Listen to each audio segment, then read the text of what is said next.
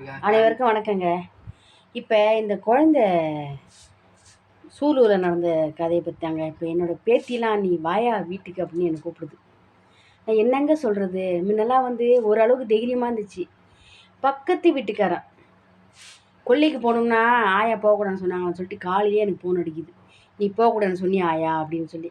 ஆமாண்டா நான் தாண்டா சொன்னேன், நீ கொல்லைக்கு போ, 6 கூடயும் கூடக்கூடாது, ஆம்பளை பசங்க கூட பேசக்கூடாது அப்படின்னு சொன்னேன். அப்படியா அப்படின்னு அலாரம் அடிக்குது பாருங்கள். அந்த மாதிரி இருக்குது. ரொம்ப கஷ்டமாக இருக்குதுங்க. இப்போ முன்னெல்லாம் ஓரளவுக்கு கொஞ்சம் தைரியம். யாரோ வந்தால் எவனோ தூக்கிட்டு போனான், கெடுத்தான், கொன்னான், வெட்டி போட்டான், கண்ணான் ஒன்றா அப்படிங்கிற மாதிரி போச்சு. பக்கத்து வீட்டுக்காரன் கதைங்கும்போது ரொம்ப படங்குதுங்க. ரொம்ப கஷ்டமாக இருக்குதுங்க. ஏன்னா இந்த பொம்பளை பிள்ளைய வச்சுருக்கவங்களாம் நெருப்பை கட்டிகிட்டு இருக்கோம், சரிங்களா? ஆனால் சில பேர்லாம் அந்த பிள்ளைங்க எங்கே அந்த ஸ்கூலுக்கு போயிட்டு வரதுக்குள்ளேயே போயிட்டு வந்துச்சிங்களா, வரலையா, அப்படியே மனசில் படப்பட நம்ம அந்த அளவுக்கு நம்ம நம்ம பொம்பளை பிள்ளை வள்ளியான்னு எல்லாம் காவ காத்துட்ருப்போம். இந்த பெத்த தாய் தகப்பன். ஆனால் அவர் 20 வருஷமாக நான் ஒரே கம்பெனியில் வேலை பார்த்தேன், நான் குடிக்க மாட்டேன், நீங்கள் யாரை கூப்பிட்டாலும் அவங்க எனக்கு பதில் சொல்லுவாங்கன்னு அவங்க பொண்ணை பெத்த அப்பா சொல்கிறாரு. அவங்க அம்மா எங்கள் வீட்டுக்காரர் பிரிட்ஜில் வச்சுருந்தாரு, கலந்து வச்சுருந்தாரு, கூல்ட்ரிங்க்ஸ் நான் குடித்தேன், அப்படியே கிருன்னு சுற்றிச்சுன்னு அவங்க சொல்கிறாங்க. எல்லாம் ரொம்ப மனசு கஷ்டமாக இருக்குது. இவங்களாம் என்னங்க பிள்ளைய பெற்றவங்களா இல்லை இவங்க இந்த பிள்ளைய வாடகைக்கு வாங்கிட்டு வந்தாங்க. எல்லாம் இந்த கேட்ட கஜானா காசை பற்றி பேசுகிறாங்க. காசு 7 லட்சம் கொடுத்தாச்சு. யாரைக்கிட்ட சொல்கிற மாதிரி இவங்க 7 லட்சம் கொடுத்தாங்கங்கிறது தெரியல. இவங்க இந்த 7 லட்சத்தை உண்மையாக கொடுத்த காசு திரும்பி பிடுங்கணும், கண்டிப்பாக பிடுங்கணும். பிடுங்கி இவங்களை முட்டிக்கு தட்டக்கூடாது, தலைக்கே தொங்க விடணும். எல்லாத்தையுமே இவங்க முன்னெல்லாம் எனக்கு உண்மையை சத்தியமாக சொல்கிறேங்க, எனக்கு அவ்வளோ ஒரு பயமே இல்லை. இப்போ பக்கத்து வீட்டுக்காரன், ஏன்னா பக்கத்து வீட்டுக்காரன் நல்லா வந்தாங்க. பக்கத்து வீட்டுக்காரன் இப்போ இவங்க செய்ய வச்ச இந்த பிரச்சனை உருவாயிடுச்சு. இனிமேல் பக்கத்து வீட்டுக்காரனை கூட நம்ப முடியாமல் பண்ணிட்டாங்களேங்க. யாருங்க நம்புவீங்க? அடிக்கடி பக்கத்து வீட்டுக்காரன் சொல்லிட்டு போயிடறேன், பக்கத்து வீட்டுக்காரன் சாவி கொடுத்துட்டு போயிருக்கேன், பக்கத்து வீட்டுக்காரன் அவங்க சொல்லுவாங்க, ஆண்டி சொல்லுவாங்க, அங்கிள் சொல்லுவாங்க. இப்போ யாரை சொல்லுவீங்க? பக்கத்து வீட்டுக்காரன் நம்புறதே பயமாக இருக்குங்க. அப்போ அவன் செஞ்சால் இவன் செய்வான் அப்படின்னு நீங்கள் என்ன கேள்வி கேட்குறீங்களே? நீங்கள் கேட்குறது ரைட்டு தான், ஏன்னா நம்ப முடியலையே. யாரை இனிமேல் நம்புவீங்க? ரொம்ப கஷ்டமாக இருக்குது. என்னோடய பேர பிள்ளைங்களாம் வெள்ளைக்காரிச்சி மாரி இருக்கும். நான் ஒரு வார்த்தைக்கு சொல்கிறேன், அப்படி தான் இருக்குது என்னோடய பேத்திங்களாம். மனசு ரொம்ப கஷ்டமாக இருக்குங்க. இந்த பிள்ளைங்கள உங்களுக்கு பெற்றவங்க அப்பா அம்மா உங்களால் வளர்க்க முடியலன்னா பிள்ளைங்களை யாராவது கொடுத்துருங்க, அவங்க வளர்த்துப்பாங்க. பிள்ளை இல்லாதவங்களாம் எவ்வளோ பேர் திரும்ப இருக்கிறாங்க. பிள்ளை இல்லாதவங்க வரம் வாங்குறாங்க. அது எந்த பிள்ளையா இருந்தால் என்னங்க, வரம் வாங்குறாங்க. அவங்களுக்கு ஒரு பிள்ளை கிடைக்க மாட்டேங்குது. உங்களால் வளர்க்க முடியல, உங்களால் பார்க்க முடியலன்னா அந்த பிள்ளையை அடுத்தவங்களுக்கு கொடுங்க, அவங்க வளர்ப்பாங்க. சொல்லுவாங்க, எமனுக்கு கொடுத்தாலும் கொடுப்பேன், என் பிள்ளைய நான் யாருக்கும் கொடுக்க மாட்டேங்க. இப்போ இந்த பிள்ளைக்கு என்ன கதி ஆச்சு? எவ்வளோ ஒரு அழகாக இருக்குது, இப்படி வேதனையாக இருக்குங்க. பெத்த பிள்ளைய இந்த மாதிரி என்னென்ன அதுக்கும் ஒரு காரணம் சொல்கிறாங்க.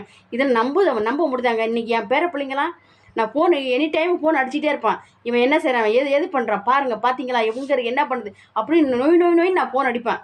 ஏன்னா நான் அதுக்கு ஆயா, சரிங்களா? ஏன்னா அப்போ நான் அவ்வளோ ஒரு இங்கே வெளிநாட்டில் இருந்துக்கிட்டே அவ்வளோ ஒரு என் பேர பிள்ளை நல்லா இருக்கணும். ஏன்னா யாரையும் நம்ப முடியலையே, சரிங்களா? நம்ப முடியல, தேவைங்க. எவ்வளோ அந்த பிள்ளை செத்துருக்கும், என்ன துடிச்சு சேர்த்துருக்கோம். நம்ம நெருப்பு காயம் ஒரு காயம் பட்டுச்சுன்னா நம்மளால தாங்க முடியுதாங்க? கொஞ்சம் நினச்சி பாருங்கள். கண்ணை நோண்டி, கழுத்தை முறிச்சு,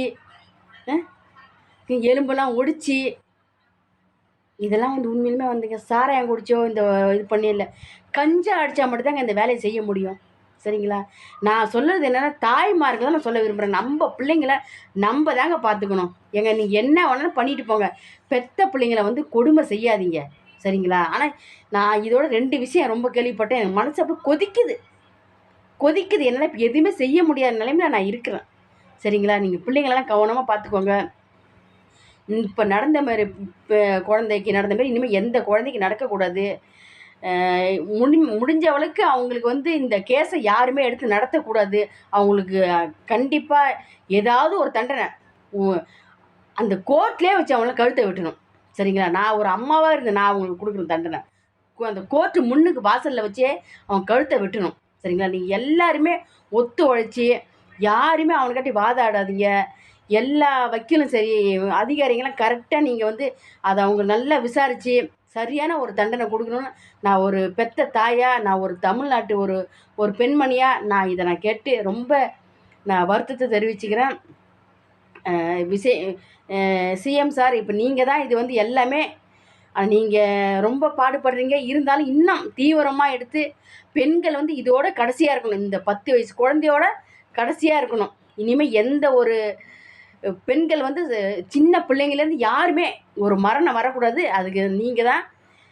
நாங்கள் உங்களை நம்புகிறோம். எங்கள் குலசாமியாக நாங்கள் நம்புகிறோம் அண்ணா. நான் நம்புகிறேன் அண்ணா. விஜய் அண்ணா ரொம்ப கஷ்டமாக இருக்குண்ணா, வலிக்குதுண்ணா. நீங்கள் தானே எல்லாத்தையும் பார்த்துக்கணும். அனைவருக்கும் நன்றி, வணக்கங்க.